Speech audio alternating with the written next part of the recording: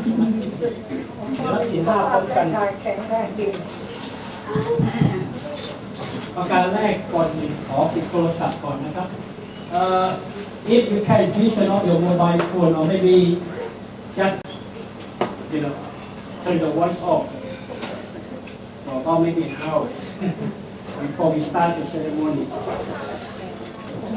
ครับปิดเสียงโทรศัพท์นิดนึงถ้าจะเป็นไปได้ช่วยกันมาเพราะว่าไม่ได้การทุกคนกันเดี๋ยวรับศีลห้าพร้อมกันนะครับรับศีลห้าพร้อมกันเดี๋ยวกราบพระพร้อมกันนะ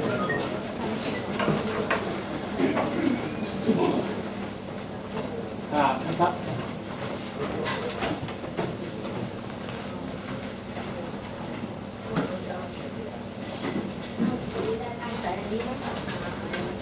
อะระหังสัมมาสัมพุทโธภะคะวาพุทธังภะคะวันตังอะภิวาเทมิสวาหะโตภะคะวะตาธัมโมธัมมังนัมสสามิอุปฏิปันโนภะคะวะโตสาวกสังโฆสังฆังนามามิ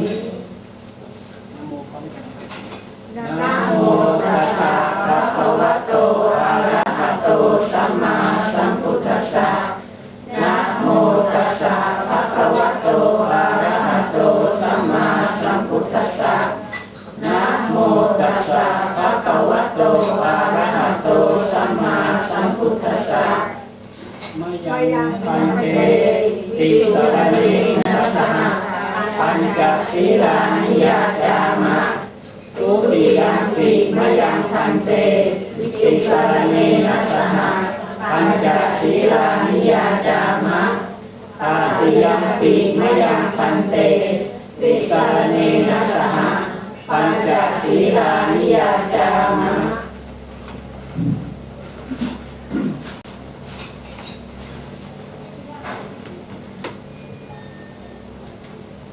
นะโมตัสสะภะคะวะโตอะระหะโตสัมมาสัมพุทธัสสะนะโมตัสสะภะคะวะโตอะระหะโตสัมมาสัมพุทธัสสะนะโมตัสสะภะคะวะโตอะระหะโตสัมมาสัมพุทธัสสะนะโมตัสสะภะคะวะโตอะระหะโตสัมมาสัมพุทธัสสะนะโมตัสสะภะคะวะโตอะระหะโตสัมมาสัมพุทธัสสะนะโมตัสสะภะคะวะโตอะระหะโตสัมมาสัมพุทธัสสะพุทธังสรณังกัจฉามิพุทธังสรณังกัจฉามิธัมมังสรณังกัจฉามิธัมมังสรณังกัจฉามิสังฆังสรณังกัจฉา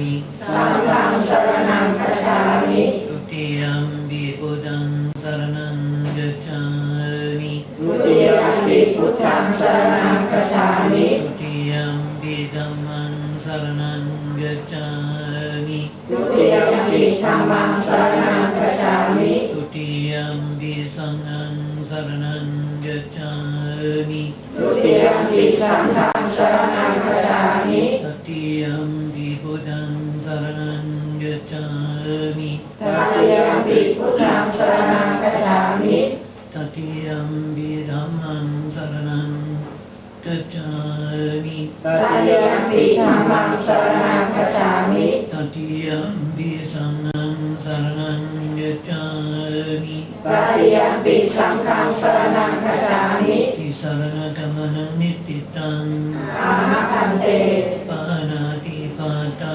เวรมณีสิกขาปดังสมาธิยามิปานาติปาตาเวรมณีสิกขาปดังสมาธิยามิอาทินนาดานาเวรมณีสิกขาปดังสมาธิยามิอาทินนาดานาเวรมณีสิกขาปดังสมาธิยามิกาเมสุมิจจาระเวรมณีสิกขาปดังสมาธิยามิกาเมสุมิจจาระเวรมณีสิกขาปดังสมาธิยามิมุสาวาดาเวรมณีสิกขาปดังสมาธิยามิ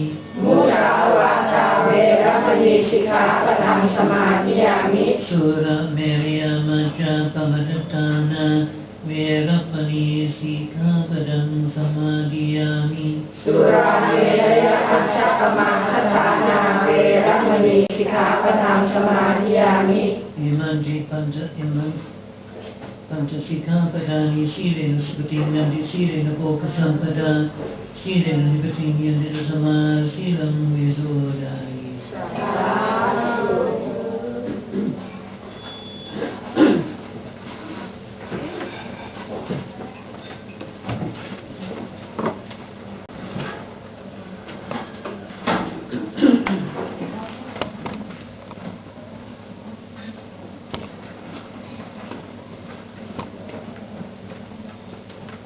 Very nice to see such a large turnout today.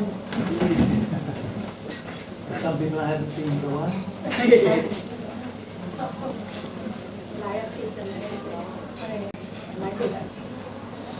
Very nice. Big surprise. Nice surprise. ก็สดใสขึ้นค่ะ ยาวไปเลยค่ะ fresh Younger. look young Words, yes. I don't always feel young.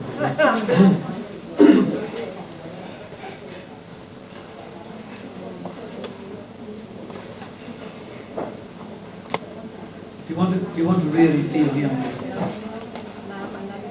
this is the secret. You have to live in the present. You have to know that this is all we've got. Isn't it? If you start thinking about the past and worrying about the future,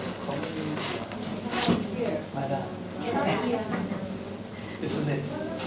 So if you can appreciate living here and now, then things will be all right. I'm thinking quite a lot about this lately because I have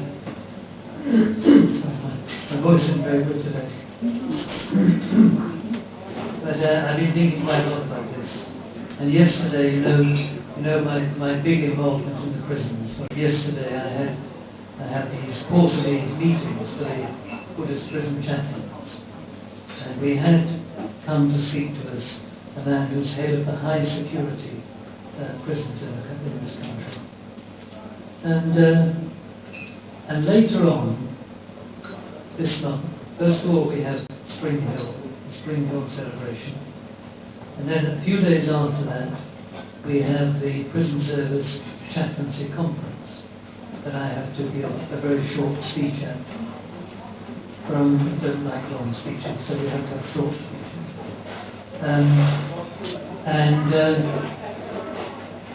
The focus is on hope.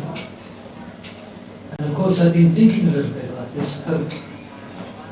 And most of us at times fall into the trap of hoping.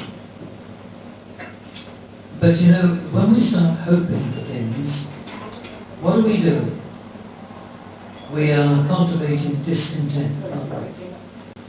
We're saying that what we've got now isn't very good and we want something better. So we hope that things are going to be better. We never hope for worse things or for difficult things. We always hope for better things. We always hope for something that we don't already have. So hope becomes very quickly another form of craving, another form of kilek tanha. And we have to be careful about this, because most of us at times have unhappy times. And we are all of us caught in suffering. And inevitably, we're going to be saying that we would like things to be better. And we hope things will get better. We hope the economy will pick up. We hope that business will get better. We hope that more people will come and eat in the restaurant. We hope for all these things. And why? Because we're not content with the way things are now. No? So it means that we are actually fostering discontent. And discontent, if we foster discontent, and we stay with discontent, we will never be happy. And we will always be a prey to kile tanha. But if we can think differently, and if we can say, well, my version of hope is different. Instead of always thinking about what things I don't have and how things might be better, how about looking at what things are now and being content with what I've got? If we have delicious food, that's great. If the food isn't always delicious, that's all right, isn't it? We don't have to be hoping that tomorrow we'll get a better meal, or we'll be hoping that things will be different later on. They will be different because things are changing all the time, and we have to adapt to that. We can't be trying to put the clock back. Some of us who are getting a little older than once we were are sometimes thinking about things in the past and how things were, well, they were better when we were younger. Things in England, to me, seemed to be better when I was younger. And things in Thailand, when I first went to Thailand, when I first went to Ubon, it was so rural. Around Wat Pah it was just open countryside and quite wild. And Lumpur Cha's village was a very simple but large village. Now, it's got a supermarket. And all those fields that I used to cross on Vindapar have gone. Many of them are built over. The road is tarmac. It used to be just a track. There are factories along another track where I once walked Tudong many, many years ago. Things change. You can't stop it. Change is happening. It's with us all the time. And we have to be able to adapt to that change. And our adaptation actually is in terms of living with the present, living here and now, because this is all we've got. Right now, this is it. We haven't got anything else. We may remember people we were with earlier on today. We may think about what we might be doing later, but all of that is uncertain. The past is gone. The people we were with earlier today, they're memories. The young couple that drove me down here today, they're not here, they've gone off somewhere else. They're a memory. I can remember them, but I can't see them. They're not in front of me. I'm assuming they're going to come back for me later, but I can't be absolutely sure. The future is uncertain. That's one of the only certain things we've got. We have two things in life that we can be certain of. One is that everything's uncertain, and the other is that we're going to die. Those are the two certainties we have. That's all. So we can't be sure what will happen later. And if we're living with a hope and an assumption, then we're always going to be disappointed, because things just don't turn out the way we think and want and hope. So we have to be careful about this. Hope. Yes, we need to keep hope alive in our minds, but our hope is invested in the present, living here and now as completely as possible, because this is all we've got. And the people in front of us are the only people we've got. We may think that we have loved ones elsewhere and great friends that we'll see later, but actually it's only those in front of you that we ever really have. And we should be doing our best to be good, to be kind to those in front of us. Because what else is there? Well, we can be horrible, we can be unpleasant, but what good does that do? And what does that bring down on us? But more suffering and more unhappiness. And we all know that this world is alive with unhappiness. Everywhere, people are crying, people are being injured, people are fighting, killing each other, all over the world.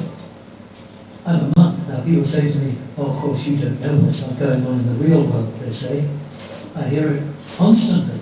You know, you sit in your monastery, or as an old friend of mine referred to it the other day, your monkery, and you don't know what's happening.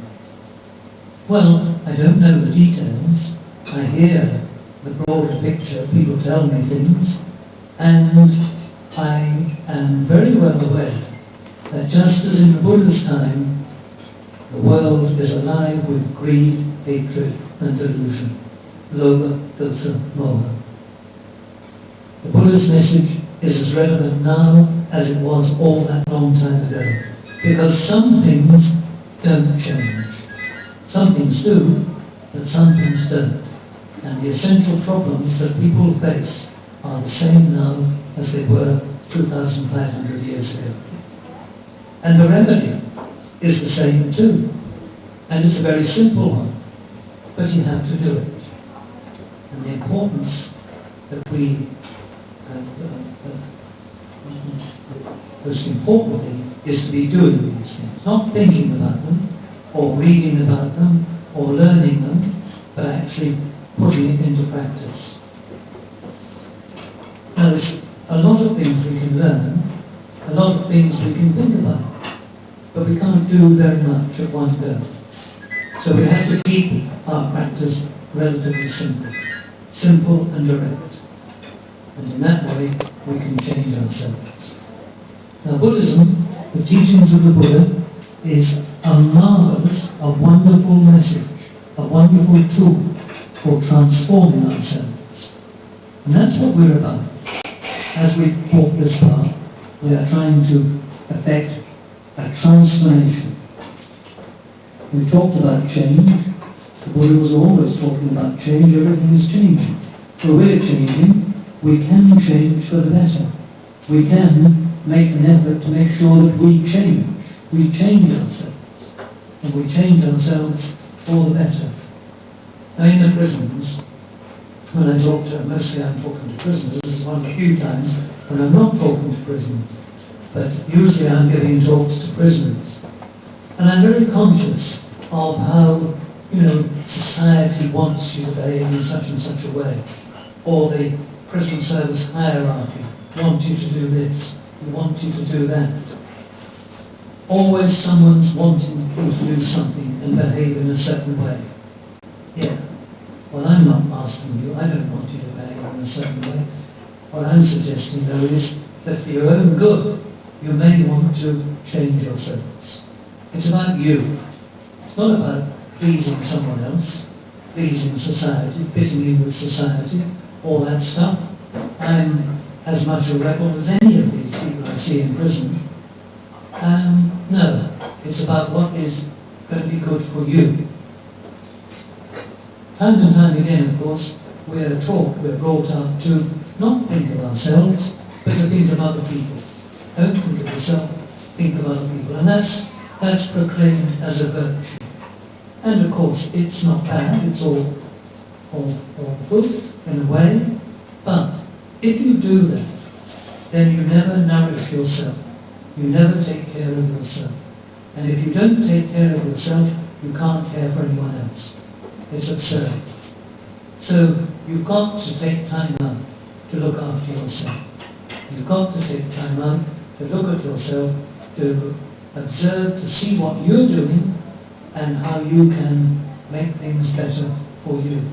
And making things better for you, I can assure you, will make things better, a lot better, for everyone else around you.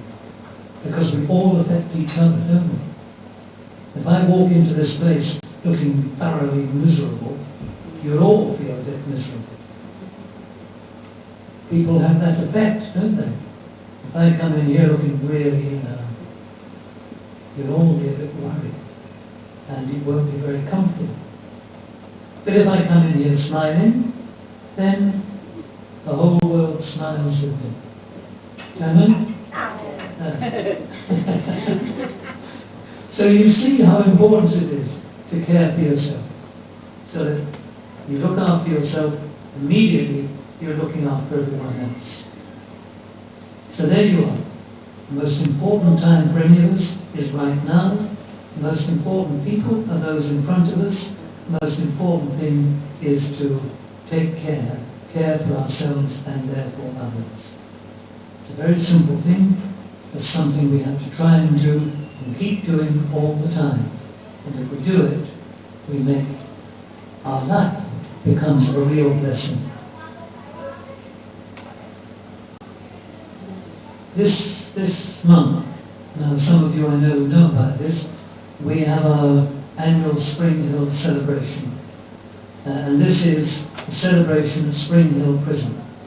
And this is a very unusual occasion in a prison, because usually prisons are pretty kind of negative places and quite rough, sometimes violent places. And prisoners have said to me way back in the past that they just take things off you. That's all it's about. They're just taking from you. And it's true. You see, they've had freedom taken away. Sometimes if they've been involved in fraud and things, they've had their assets taken away. And constantly it's about taking things away, reducing their sort of responsibility. And it's very good. And of course prisons are places where hardly anyone wants to be.